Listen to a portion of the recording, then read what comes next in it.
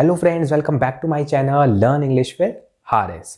Guys, lesson number 7 जो हमने इससे पहले पढ़ा था, वहाँ पे हमने पढ़ा था एक पार्ट्स ऑफ सेंटेंस कि जो एक सेंटेंस होता है उसके कितने पार्ट्स होते हैं। जैसे अगर मैं कहूँ सेंटेंस के 3 पार्ट्स होते हैं, अगर मैं आप एक छोटा सा रिकैप करूँ तो एक सेंटेंस जो है उसके 3 पार्ट्स होते हैं। एक होता है सब्जेक्ट, एक होता है सबसे पहला सब्जेक्ट। सब्जेक्ट क्या होता है? जिस सेंटेंस में जिसके बारे में बात हो रही होती है या ये जो एक सेंटेंस में एक्शन को परफॉर्म कर रहा होता है वो हमारा सब्जेक्ट होता है। और एक सब्जेक्ट या तो नाउन होगी या प्रोनाउन होगी। उसके बाद आता है वर्ब। हमारा वर्ब आता है। वर्ब गाइस 3 टाइप की होती है, एक डिफाइन किया गया है 3 टाइप्स में। या तो एक सेंटेंस में होगी मेन वर्ब, हेल्पिंग वर्ब या मोडाल हेल्पिंग वर्ब। गाइस उसके बाद आता है हमारा ऑब्जेक्टिव पार्ट। ऑब्जेक्टिव पार्ट जो हमारा बचा हुआ पार्ट होता है।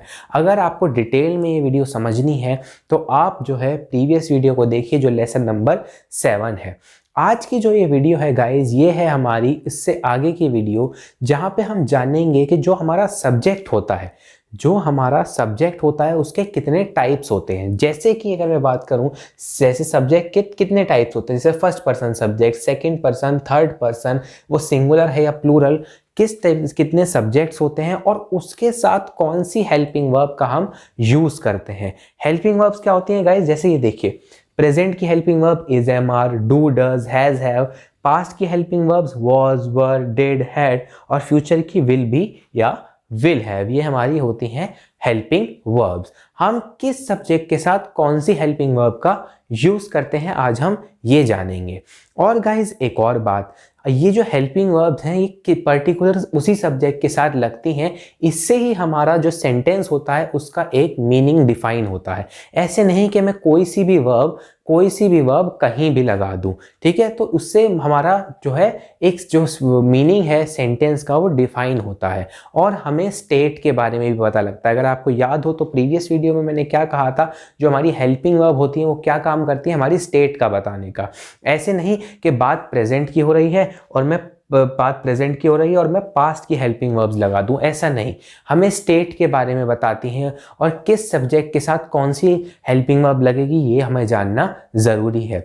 तो जो स्टूडेंट जो बिल्कुल इंग्लिश सीख रहे होते हैं उन्हें काफ़ी कन्फ्यूजन होती है कि कौन से सब्जेक्ट के साथ कौन सी हेल्पिंग वर्ब लगेगी। जैसे अगर मैं कहूँ I was in school, I was in school, मैं स्कूल में था, तो कंफ्यूज होते हैं बच्चे कई जगह कि आई के साथ वॉज क्यों लगा। जैसे मैं कहूँ यू वर इन स्कूल, तुम स्कूल में थे, तो यू के साथ वर क्यों लगा। ऐसे जो एग्जाम्पल्स होते हैं, ऐसे एग्जाम्पल्स से आपको समझा रहा हूँ, मतलब कि एग्जाम्पल जो होते हैं, मैं एग्जाम्पल्स देख के समझा रहा हूँ आपको ये बात कि जो स्टूडेंट्स होते हैं जो बिल्कुल इंग्लिश बोलने की शुरुआत कर रहे होते हैं तो उन्हें इस चीज़ में बड़ी कन्फ्यूजन होती है कि कहाँ पे किस सब्जेक्ट के साथ कौन सी हेल्पिंग वर्ब का यूज़ होगा। तो ये वीडियो आप देखिए और आपको पता लगेगा कि कौन से सब्जेक्ट के साथ हम कौन सी हेल्पिंग वर्ब का यूज़ करते हैं। तो गाइस शुरुआत करते हैं वीडियो की। गाइस सबसे पहले हम समझते हैं कि एक सेंटेंस में सब्जेक्ट होता क्या है। एक छोटा सा रिकैप करते हैं। एक सेंटेंस में सब्जेक्ट वो होता है जो किसी बारे में या तो जिसके बारे में बात हो रही हो। एक सेंटेंस में वो होता है सब्जेक्ट जिसके बारे में हम बात कर रहे हैं। वो आप भी हो सकते हैं, आप हैं यानी यू, मैं भी हो सकता हूँ यानी आई, वो कोई लड़का भी हो सकता है जैसे विवेक, वैभव वो कोई लड़का भी हो सकता है, वो कोई लड़की भी हो सकती है जैसे दीपिका। तो गाइस जो भी हमारा एक सब्जेक्ट होगा वो या तो नाउन होगा या प्रोनाउन होगा। जो हमारा सब्जेक्ट होगा वो या तो नाउन होगा या प्रोनाउन होगा। और एक और बात गाइज मैं आपसे कोई बताना चाहूँगा कि नाउन और प्रोनाउन जो हमने लेसन नंबर 5 है और लेसन नंबर 6 है उसमें कवर की है कि एक नाउन क्या होता है और एक प्रोनाउन होती क्या है। तो वहाँ से आप देखिए कि नाउन क्या है और प्रोनाउन क्या है। तो एक सब्जेक्ट जो होगा या तो नाउन होगा या एक प्रोनाउन होगा। तो गाइज हमने समझा कि एक सेंटेंस में सब्जेक्ट क्या होता है जिसके हिसाब से हमें हेल्पिंग वर्ब लगानी है। अब गाइज थोड़ा सा आगे बढ़ते हैं। देखिए अगर मैं कहूँ सबसे पहले हमें देखना है सब्जेक्ट, जो अगर मैं यहाँ पे लिख दूं ये सब्जेक्ट मैंने शॉर्ट फॉर्म में लिख दिया सब्जेक्ट। देखिए सब्जेक्ट हमारा फर्स्ट पर्सन होगा, सेकंड पर्सन होगा, थर्ड पर्सन होगा। देखिए फर्स्ट पर्सन का गाइज मतलब आप ऐसे समझिए, और इसमें या तो सिंगुलर होगा या प्लूरल होगा। फर्स्ट पर्सन का मतलब आप ऐसे समझिए कि इस वक्त मैं आपसे बात कर रहा हूँ, ठीक है, मैं आपसे बात कर रहा हूं, तो मैं कौन हूं? मैं फर्स्ट पर्सन हूं। आप ऐसे समझो कि फर्स्ट पर्सन मैं हूं क्योंकि मैं आपसे बात कर रहा हूं। ठीक है, आपसे बात कर रहा हूं तो यानी मैं, अभी आप सिर्फ इसको देखो, मैं तो मैं क्या हूं? आई। मैं की इंग्लिश क्या होती है? आई। तो आई क्या है? First person. आई क्या है? फर्स्ट पर्सन यानी मैं। अच्छा, मैं किससे बात कर रहा हूं? मैं आपसे बात कर रहा हूं। मैं आपसे बात कर रहा हूं ना, तो आप क्या हो यहां पे? यू। आप हो यू ना, तो आप क्या हो? Second person. मैं हूं फर्स्ट पर्सन, मैं आपसे बात कर रहा हूं, आप हो सेकेंड पर्सन। ठीक है, तो आप हो गए यू। अब ये प्लूरल पे आते हैं, अभी सिंगुलर की बात है, सिर्फ आई यू। और गाइस थर्ड पर्सन वो है जिसके बारे में भी अब मैं आपसे बात करूंगा। ठीक है, किसी के बारे में बात करूं कि उस लड़के के बारे में, ठीक है, उस लड़की के बारे में, उस चीज के बारे में, उस जगह के बारे में, तो जिसके बारे में भी मैं बात करूंगा वो होगी थर्ड पर्सन सिंगुलर सब्जेक्ट हमारा। ठीक है, ये हमने समझा। क्या समझा हमने? फर्स्ट पर्सन कौन है? मैं हूं क्योंकि मैं आपसे बात कर रहा हूं। आप मेरी बात को सुन रहे हो तो आप हो सेकंड पर्सन, यानी मैं आपसे बात कर रहा हूं, आप हो सेकंड पर्सन। और जिसके बारे में भी मैं आपको बताऊंगा कि ये बैग, ये मोबाइल फोन, ये कैमरा, या ये फैन, या ये लड़का, ये लड़की, या ये प्लेस, तो वो क्या है? हमारी थर्ड पर्सन सिंगुलर। ये बात हमने समझी। अब आप ऐसे समझो, इसका प्लूरल आई यानी मैं, और इसका जो प्लूरल होगा वो होगा वी। अब मान लो मेरे साथ कोई एक और है, ठीक है, मेरे साथ कोई एक और व्यक्ति खड़ा है, कोई एक और पर्सन खड़ा है, और हम दोनों आपसे बात कर रहे हैं। अब हम दोनों ही आपसे बात कर रहे हैं, तो हम दोनों ही आपसे बात कर रहे हैं, तो हम क्या है यहाँ पे? फर्स्ट पर्सन के प्लूरल। अब हम क्या है? फर्स्ट पर्सन प्लूरल हैं हम। ठीक है, अब हम फर्स्ट पर्सन प्लूरल हैं, हम आपसे बात कर रहे हैं। तो यहाँ पे अब आई की जगह प्लूरल में क्या बन गया? वी, यानी हम। आई का मतलब मैं और वी का मतलब हम हो गया। गाइज अब आगे बढ़ते हैं, सेकंड पर्सन का देखते हैं। सेकंड पर्सन सिंगुलर है यू यानी आप, अगर मैं आपसे बात कर रहा हूं, और उसका प्लूरल भी है यू यानी आप या तुम। कैसे गाइस? आप ये बात समझिए कि यू का प्लूरल में हमने यू ही क्यों लिखा। अगर मैं कहूं कि तुम मेरे स्टूडेंट्स हो, मान लो आप एक हो यहाँ पे, ठीक है, आप एक हो और मैं कह रहा हूं कि तुम मेरे स्टूडेंट हो, तुम मेरे स्टूडेंट हो। और अगर आप बहुत सारे हो तो मैं ये भी तो यही कहूंगा ना कि तुम मेरे स्टूडेंट्स हो, तुम मेरे स्टूडेंट्स हो, तो तुम ही का यूज मैंने किया। तो मैं अगर इंग्लिश में कहूंगा तो मैं कहूँ यू आर माई स्टूडेंट, और इंग्लिश अगर मैं इसको प्लूरल के सेंस में कहूंगा तो मैं कहूंगा यू आर माई स्टूडेंट्स। तो मैंने दोनों जगह यू का ही यूज किया, यू का ही यूज किया, सिंगुलर में भी प्लूरल में भी। आप हिंदी से समझिए या इंग्लिश से समझिए, तुम मेरे स्टूडेंट हो या तुम सब मेरे स्टूडेंट हो, यूज तो मैंने तुम का ही किया ना। तो यू ही हमारा सिंगुलर में है और यू ही हमारा प्लूरल में है। अब इनके हिसाब से गाइज मैं आपको बताऊंगा कि कौन सी वर्ब कब लगती है। ठीक है, आप ऐसे बस अभी देखते जाइए। थर्ड पर्सन क्या हुआ गाइज? थर्ड पर्सन हमारा जो सिंगुलर है वो क्या हुआ? जो भी यहाँ पे लड़का है, लड़की, या किसी प्लेस, किसी थिंग के बारे में बात कर रहा हूं, वो है हमारा थर्ड पर्सन सिंगुलर।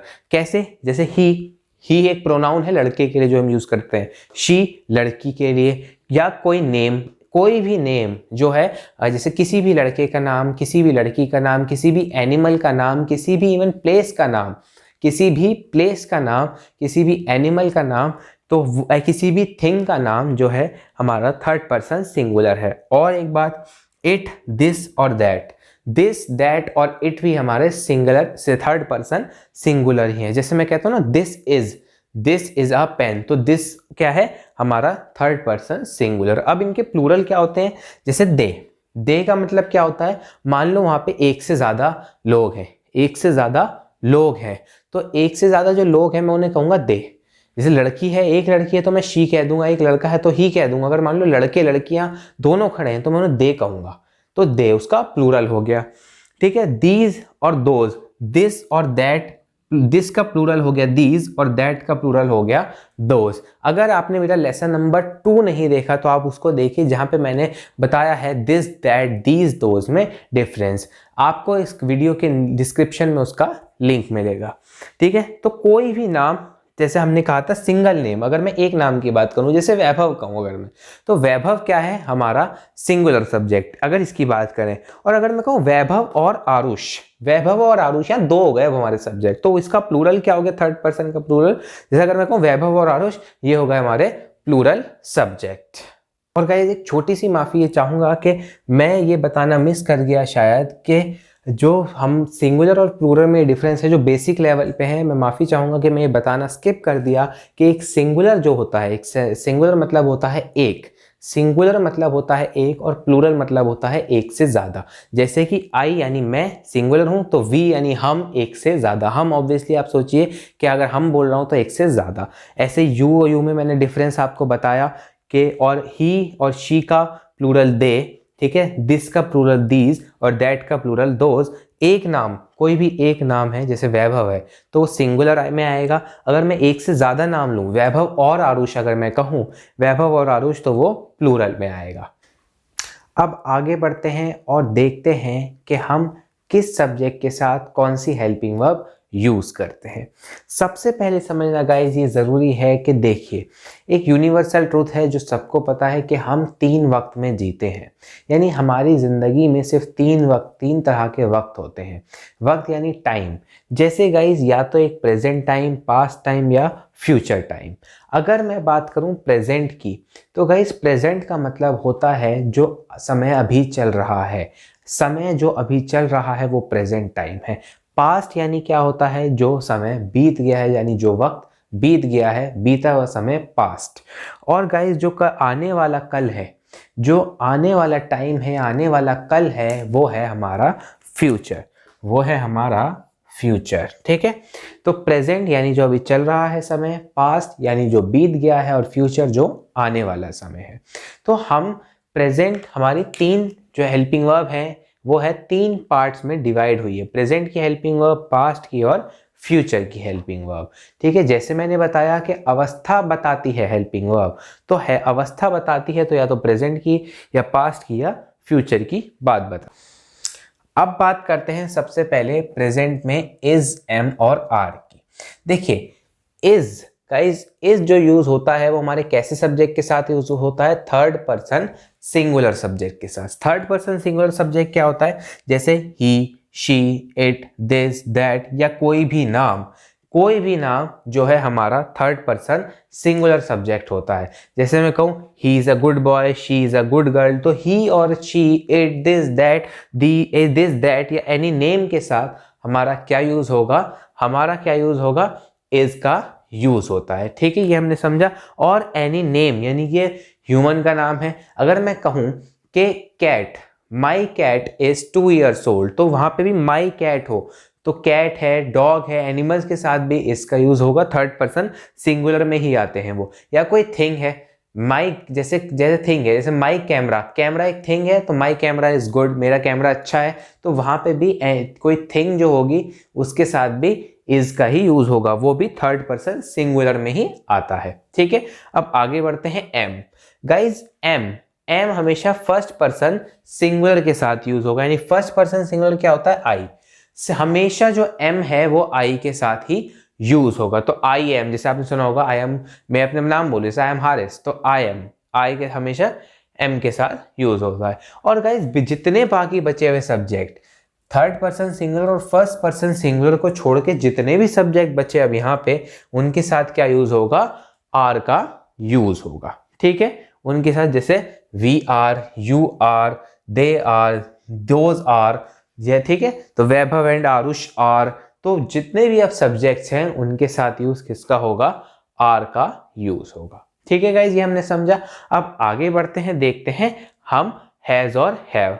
देखिए हैज का जो यूज होगा, हैज का जो यूज होगा वो होगा थर्ड पर्सन सिंगुलर के साथ, यानी हैज का यूज थर्ड पर्सन सिंगुलर के साथ। जैसे इज का यूज हो रहा था, तो हैज का यूज भी जो है थर्ड पर्सन सिंगुलर के साथ होगा। अगर आप बेसिक लेवल पे और कुछ भी कंफ्यूजन है, तो वो जब हम आगे टेंसेस, मोडाल्स, ये सिंपल सेंटेंसेस, ये सब पढ़ेंगे तो ये सब कंफ्यूजन दूर हो जाएगी। जैसे मैं एक आपको बात बताऊं, जैसे इज, एम, आर है, या हैज, हैव है, डू, डज है, इन सब के कुछ अलग अलग मीनिंग है, इनके कुछ अलग अलग मीनिंग है। तो वहां पे अब आप जब आगे पढ़ेंगे और बढ़ते रहेंगे ना आगे, आपको खुद समझ आता रहेगा कि कहाँ पे हैज लग रहा है। तो जैसे अगर कि मैं बेसिक लेवल स्टूडेंट्स जो होते हैं उनकी जो है एक फीलिंग होती है अजीब सी, वो अगर हो सकता है वो ये सोच रहे हो कि हैज़ थर्ड पर्सन सिंगुलर के साथ भी हैज लग रहा है, थर्ड पर्सन सिंगुलर के साथ इज भी लग रहा है, ये क्या चक्कर है? थोड़ा होता है कंफ्यूजन। बेसिक लेवल के स्टूडेंट्स को मैं जानता हूं, मैं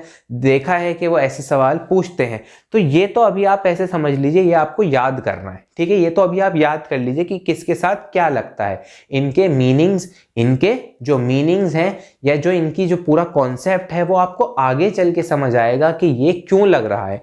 जैसे हैज या हैव, हैज हैव का मतलब क्या है, इज एम आर का क्या मतलब है, ठीक है? Do does was were had, ये सब इनका मतलब क्या है, तो ये आपको आगे चल के पता लगेगा, ठीक है गाइस? ये अभी आपको ये मत देखिए, अभी एज इट इज जो बता रहा हूं उसको सिर्फ याद कर लीजिए आप, ठीक है? आगे बढ़ते हैं। हैज मैंने बताया थर्ड पर्सन सिंगुलर के साथ हैज लगता है, जैसे ही हैज, शी हैज, ठीक है? इट हैज, कोई भी नाम के साथ हैज लगता है, ठीक है? हैज। और बाकी बचे हुए जो सब्जेक्ट्स होते हैं उनके साथ क्या लगता है? हैव लगता है।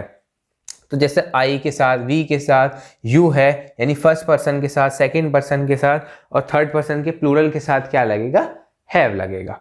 आगे बढ़ते हैं, डज और डू में देखते हैं। गाइस डज जो है हमेशा थर्ड पर्सन सिंगुलर के साथ लगेगा, ठीक है? डज जो है हमेशा थर्ड पर्सन सिंगुलर के साथ लगेगा और बाकी सबके साथ जो लगेगा वो लगेगा हमारा डू लगेगा।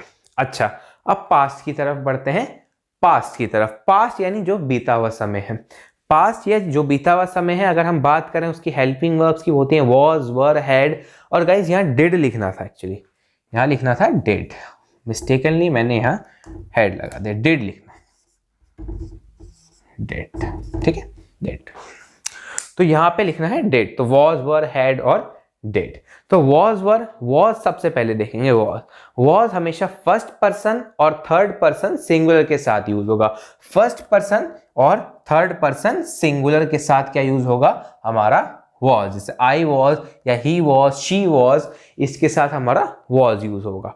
अच्छा, वर बाकी सबके साथ, बाकी सबके साथ वर, जैसे प्लूरल के साथ भी फर्स्ट पर्सन के वी वर, यू वर, दे वर, ये यूज होगा बाकी सबके साथ। सिर्फ याद करते जाइए। हैड, हैड गाइज यूज होगा सभी सब्जेक्ट के साथ। यहाँ पे मैंने लिखा है, यहाँ तो लिखा था रेस्ट ऑल यानी बचे हुए जो हैं उनके साथ, इसके अलावा जो बचे हुए हैं उनके साथ, लेकिन हैड है सभी सब्जेक्ट के साथ हैड ही यूज होगा। चाहे फर्स्ट पर्सन सिंगुलर हो या प्लूरल हो, सेकंड पर्सन सिंगुलर या प्लूरल हो, थर्ड पर्सन सिंगुलर हो या प्लूरल हो, सबके साथ क्या यूज होगा? हैड सभी के साथ यूज किया जा सकता है, ठीक है?